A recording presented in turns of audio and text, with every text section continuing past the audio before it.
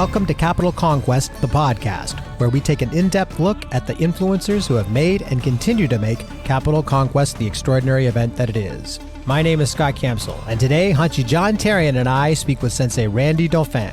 Dauphin Sensei not only has an impressive history in the martial arts, listing off several accomplishments which we cover in this interview, but he is also one of the co-hosts for the revolutionary martial arts podcast, Punch, Kick, Choke, Chat. Today we turn the tables and start asking him the questions. Today we minus the punching, kicking, and choking, but we do our best to have an informative chat with Sensei Randy Dauphin.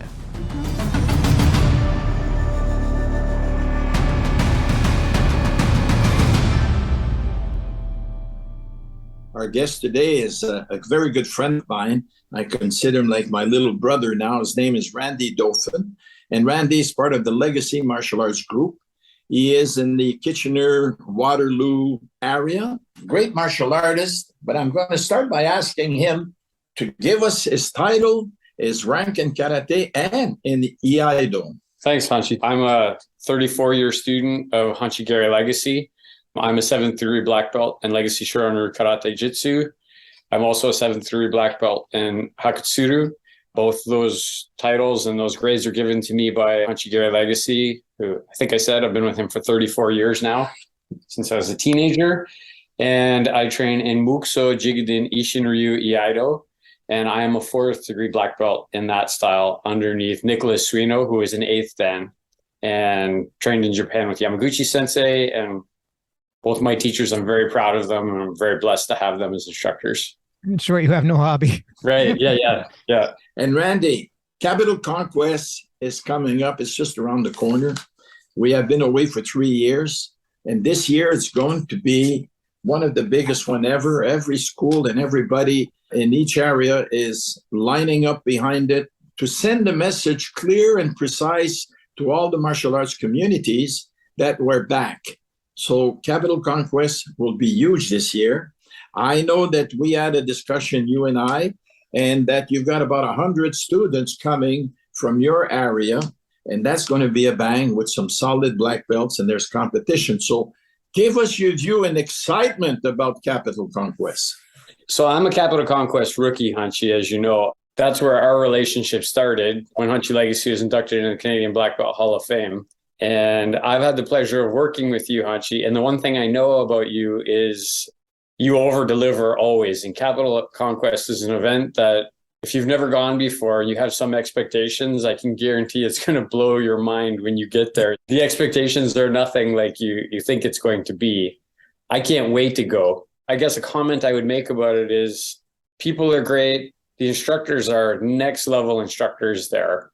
And I mentioned this to you before, Hanshi. The thing I love about it is sometimes you go to events and the instructors are not accessible to people. They're off in a corded off area. When I was at Capital Conquest, I'm like bumping into Jean-Yves Theriot and Bill Superfoot Wallace and Hanshi Sai, and they're just all so friendly and accessible. And then you get to go out on the floor and train with them and spend this time. It's just a crazy great event with really good people and a really great atmosphere. I can't wait. Well, I'm glad that you're saying that, because that is definitely the gold standard of martial arts training and martial arts camp. And this year, we're having on Saturday morning 8 teams for kata and 8 teams for komite and karate as competition. Capital Conquest is not about competition, but there's a big demand. And especially in your area, there's a lot of good fighters. And you're a good fighter yourself. You've won some awesome title, world title, and all kinds of others. So we're going to be bringing that. And I know that you will be putting a kata team and a komite team together from your area. Are you guys excited with that part of Capital Conquest? Yeah, the problem for me is everybody wants to be on the team, and then they get offended when you're like, I'm sorry, this person's just a little bit better than you, and so we got to pull this person in instead. But I'm very excited to be participating in any and all of this. The tournament's going to be so much fun because it's a different format. I like the fact that you can't just be a kata person. You got to do kata and you have to fight. And it's a team event where the team wins. So I've never participated. I've participated in team fighting before, but I've never participated in something quite like this. So it'll be neat to see how this comes off. And I know it's going to be great. The other thing is I know through the competition, some really good friendships are going to be formed through that competition. Different teams are going to interact with each other, and lifelong bonds are going to be formed there through that tournament. Without giving any like top secrets or anything to basically divulge anything from your team, what kind of training tips would you give somebody? Maybe they have never done a tournament before and now they want to get involved with this. Where do you think they should start? So for this type of a tournament, what I would say is now you need to have your kata and backup katas picked, and you need to be practicing those katas every day, all the time, nonstop. You also have to be doing them in front of people in pressure situations. If you find yourself standing in front of a higher ranking instructor, you need to say, will you have a look at my kata? Like, you need to put yourself basically under as much pressure as you possibly can for the kata side of it. For the fighting side, because this is point karate, you need to fight in that realm. Like, it's not going to do you any good to be getting in there doing your kickboxing rounds. You need to point fight. You need to get in there. And when I say point fight, I mean, you need to have a center referee, and your opponents in your dojo or wherever you find yourself training, they need to be calling points. And then they need to give you different scenarios. What Sensei Legacy used to do with me is I'd be in the ring, somebody would come in and he'd say, okay, Randy, you're up in this fight. The score is 4-2. You only got to get 1 point. So, you can fight different when you're 4-2, right? You can take some chances and do some things. Next person he'd call in the ring, he'd say, okay, Randy, you're down 4-2. You got to get 3 more points somehow in this fight. Other times he would say, I don't care how many points the other guy gets on you. You got to score 5 points. You're not leaving this ring until you get 5 good points. These are a couple of tips, but the main thing I'm saying is you need people calling points and fighting for points, not kickboxing, not battling it out. What do you think, Therien? Is that advice okay? That advice is very good. As a matter of fact, that's how I trained the guys in the big heyday of tournaments. And we would spar something like 40 rounds, on a Friday night or a Saturday, and it was always good. If we go back to the afternoon of Capital Conquest, in the afternoon is 4 hours of training, 4 seminars, and maybe 20 or 30 different training areas at the same time.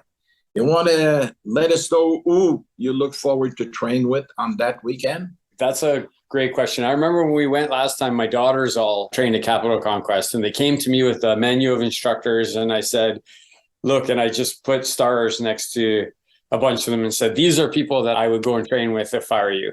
But through our podcast, there's a lot of people I've met that you've introduced me to, Hanshi, that I never got a chance to train with. People like Johan Skelberg, Mike Wall, Hanshi Sai. I get to train with him more now because of our relationship, but I'm planning to train with him. Last time I was there, Sensei Wally Slokey was teaching. I told my students to go train with him. I really want to spend some time with Hanshi Burkowski this time and do some kabuto with him. I've known him for all of my martial arts career and only had the chance to train with him maybe a handful of times. So those are some of the names that jump up. I know I'm probably missing like 50 great names. For example, my teacher, Sensei Legacy, is going to be there teaching, and my Iaido instructor, Sensei Nicholas Suino, is going to be there teaching. And if you want to see world-class Iaido, you want to go train with Sensei Suino. You're going to see somebody who's one of the best with the sword you're ever going to see.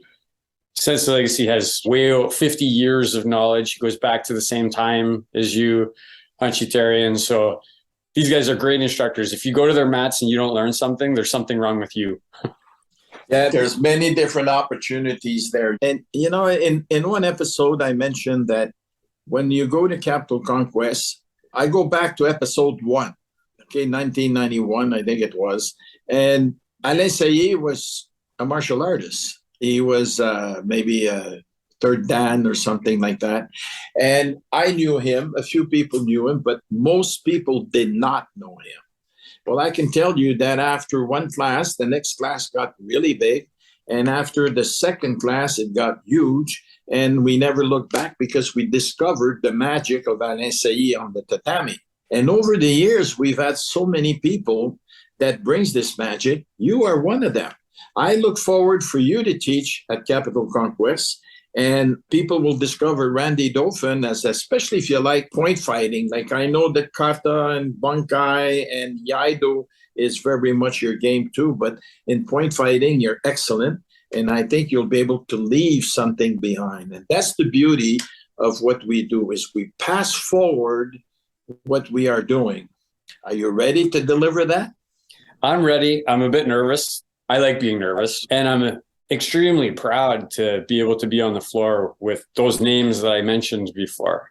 Titles and championships and trophies are one thing. Being able to stand on the floor with elite instructors and feel like they're telling you, like you just said, you're on this level, guy. We look at you that way too.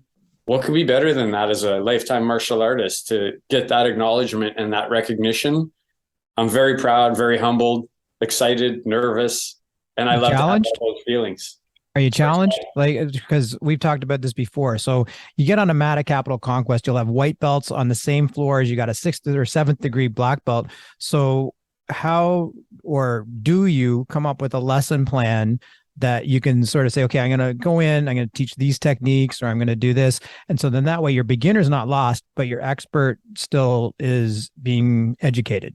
I'm going to just take a page from Hanshi there, the pedagogy of teaching. You need to start it basic, in my opinion. Start it with something that the whole floor can do. And then you need to start scaling on that and scaffolding on it and building on it. And what you're going to find is that some students are going to feel very comfortable staying at that initial technique, or they're only going to build 1 or 2 of the things on the technique. And you only have an hour. So in an hour, if they get those things, that's going to be great for them. They're going to leave excited and happy. But then you need to scaffold it up for the people who are more advanced so that it's building for them. Another thing I like to do is, just when people are working, is just walking around to those people and just whispering in their ear, you're doing this. This is great. I'm not going to say this to the entire group, but for a person like you, you should do this, this, and this now. You should be moving this way and looking at these types of techniques and combinations from this angle, whereas the beginners might not. That'll be overwhelming for them. Does that answer your question, Scott? Yeah, Hanshi, I've been learning from him for years, and I totally agree with it. Hanshi Burkowski, I've noticed, does the same thing. He'll go and he'll teach something, I don't want to say generic or basic, but yeah, every once in a while he'll single a pair out, and you almost feel like it's a compliment. Like, it's like, oh, I'm doing this right because I get the bonus. Like, yeah. Right. So let me share something. I'm listening to you, Scott, and you're an advanced senior black belt, and Randy is an advanced senior black belt. And I feel the excitement in your comments for Capital Conquest. I feel the benefits that's going to come back to you as a teacher, as a practitioner. I went to see a tournament at the Varsity Arena many, many years ago. I think I was an orange belt or green belt. And it was so exciting for me. This is in the mid-60s. I did not sleep, I think, for 3 nights. I was so excited. So I feel that we are delivering this excitement to all the instructors and then to all the students that are there. So if you have an advice for your students, why they should go to Capital Conquest, what do you tell them? For me, I have a very solid dojo with a really good following of students. Most of my black belts have trained with me for the newest ones. It's like 10, 15 years. And even though Robert looks young, he's been training with me now for 28 years. What I tell them to do is don't go do what they've been doing in the dojo. Go seek out the instructors, like go do Kale, go do Eskrima, go do Judo, go do some Kabuto, because these instructors are great.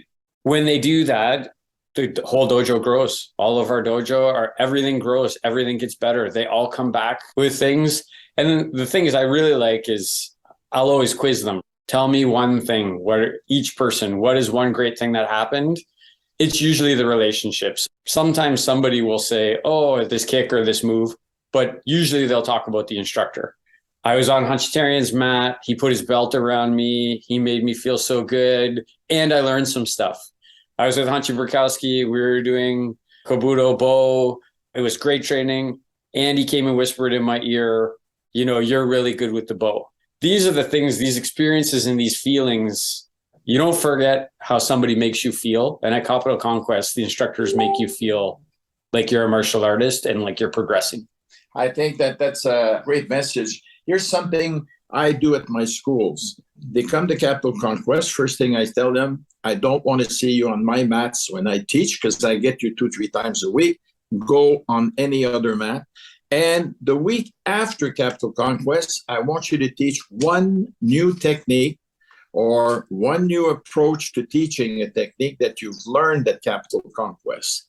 Well, they're excited the week after. They're a little bit tired because they had such a great weekend and they partied with their friends and they're on cloud nine. So when they come back and they teach something, and at the beginning, jiu-jitsu people were not too good in kata and weapons, but they've learned and some of them became excellent. I think it was really appropriate what you said about us both being excited. Like I'm already having moments where I'm going, maybe I could start with this technique and then I could start with this technique. So it's sort of like Christmas. How many sleeps until Capital Conquest? Right. But, yeah. And then for Randy to mention Nicholas Suino, I have Nicholas's book on Iaido. I think it was Phil Yang had said that his students felt like they had met celebrities. They'd met movie stars when they came back. So you've got authors that are going, and Hanshi Barkowski's The Complete Idiot's Guide of Martial Arts, which technically could be translated as Scott's Guide to Martial Arts, but we're meeting like amazing practitioners and teachers. And so I'm excited to teach, but I'm really excited to participate for sure. All right. Well, everybody, look forward to Randy Dauphin. He's a new rookie. He's been there before, but he's looking forward to teach you guys. So if you get a chance, get on his mat. Randy and all the wonderful people in your area, we're going to see you at Capital Conquest November 4, 5, and 6. Thank you for your contribution to this. You're welcome. Thank you. Thanks very much. Thanks, Scott. Capital Conquest will be happening November 4th, 5th, and 6th, 2022. For more information, you can go to our website at capitalconquest.org or find us on Facebook at facebook.com/capitalconquestwkf.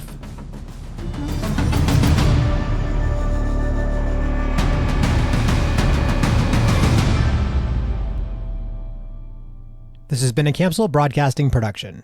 Considering we're counting how many sleeps until the next Capital Conquest, we have now decided to ask Hanshi Therien about the creation of a new advent calendar. Is there chocolate? We think there should be chocolate.